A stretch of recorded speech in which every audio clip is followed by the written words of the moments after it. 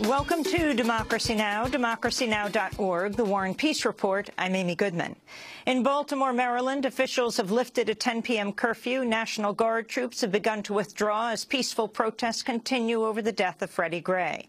The curfew had been in place since an uprising last Monday night, which left buildings and cars on fire. But protests took on a cautiously optimistic tone Friday after Baltimore State's Attorney Marilyn Mosby announced a range of charges, including murder and manslaughter, against the 6 officers involved in Gray's arrest and transport. Freddie Gray's family says his voice box was crushed and his spine was 80% severed at the neck. Police said they arrested Gray for looking a lieutenant in the eye, then running away. Mosby said police had illegally arrested Gray without probable cause, then ignored his pleas for medical help. The findings of our comprehensive, thorough, and independent investigation, coupled with the medical examiner's determination that Mr. Gray's death was a homicide, which we received today, has led us to believe that we have probable cause to file criminal charges. We'll hear more of Marilyn Mosby's announcement and voices from the streets of Baltimore after headlines. The man who filmed one of the videos of Freddie Gray's arrest has spoken out after he was arrested and released without charge. Kevin Moore said police have harassed and intimidated him, publicizing his photo and asking him to come forward, even though he says they already knew who he was. Moore was arrested Thursday along with 2 other Cop Watch activists from Ferguson, Missouri, for what he says police claimed was an illegal turn. He told Vice News he believes the arrest was an attempt to intimidate him. I was arrested last night on some false, bogus intimidation. Like, they really tried to intimidate me. They really tried to intimidate me, and they took me down to precinct for like 6, 7 hours. I don't get no charge papers. I don't get no citations. I don't get none of that. So what am I being charged for? You know what I mean? What am I being detained for? The death of Freddie Gray was a central focus Friday as protesters across the United States joined workers around the world to mark May Day. Demonstrators united the calls for immigrant and workers' rights and an end to police brutality. In Seattle, police said 3 officers were injured and 16 people arrested amidst clashes with protesters who threw objects. Protests over police violence have also erupted in Tel Aviv, Israel, where Ethiopian Jews are protesting racial profiling and police harassment.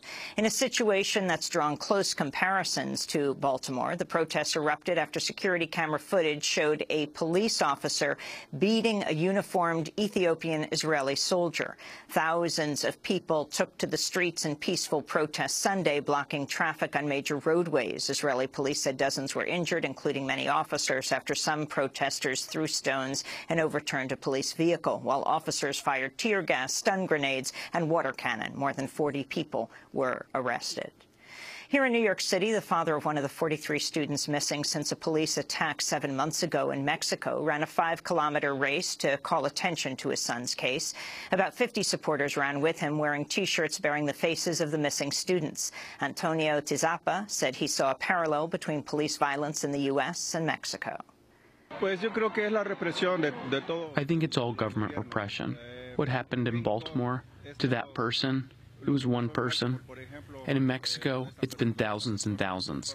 And we haven't done anything at all because the government is repressing us so much. So the message I want to give to everyone is, please, let's open our eyes and not be afraid. To see our interview with Antonio Tizapa, you can go to democracynow.org. We also will have more on the case of the missing 43 students with an explosive new investigation by The Intercept later in the broadcast.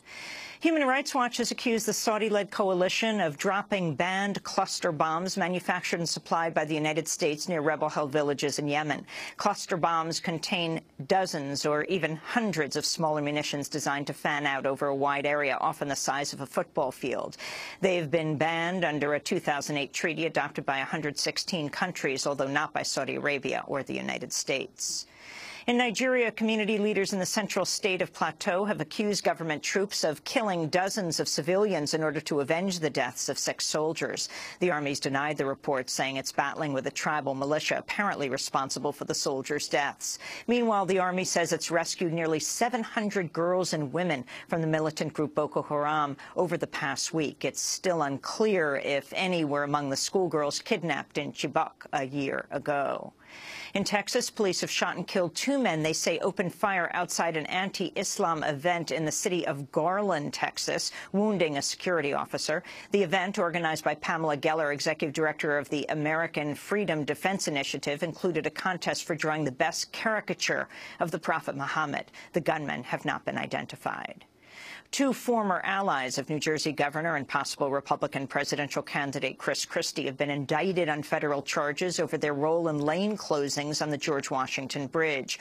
Christie's former deputy chief of staff, Bridget Ann Kelly, and former Port Authority executive director Bill Baroni were charged with 9 counts, including conspiracy to commit fraud, after prosecutors say they conspired to create a traffic jam to punish the mayor of Fort Lee for failing to endorse Christie's re-election. David Wildstein, another former Port Authority official and close ally of Christie's, pleaded guilty to charges including conspiracy to commit fraud for his role in the scandal. Former Hewlett-Packard CEO Carly Fiorina has announced her bid for the Republican presidential nomination. She's the 2nd woman to enter the presidential race after former Secretary of State Hillary Clinton. Fiorina and her husband have claimed a combined net worth of between $30 and $120 million. Federal regulators have released long-awaited new standards for so-called bomb trains transporting crude oil through communities across the United States. The rules require companies to phase out the oldest model of tank cars within 3 years and retrofit or replace another model by 2020. Despite protests by local officials, the new rules will not require railroads to notify communities when oil trains pass through. In a statement, environmental groups said, quote, "These industry-friendly regulations virtually guarantee more explosive derailments, putting people and the environment at great risk," unquote. In Germany, an artist has unveiled life-size bronze statues of whistleblowers Edward Snowden, Julian Assange, and Chelsea Manning in Berlin's Alexanderplatz Square.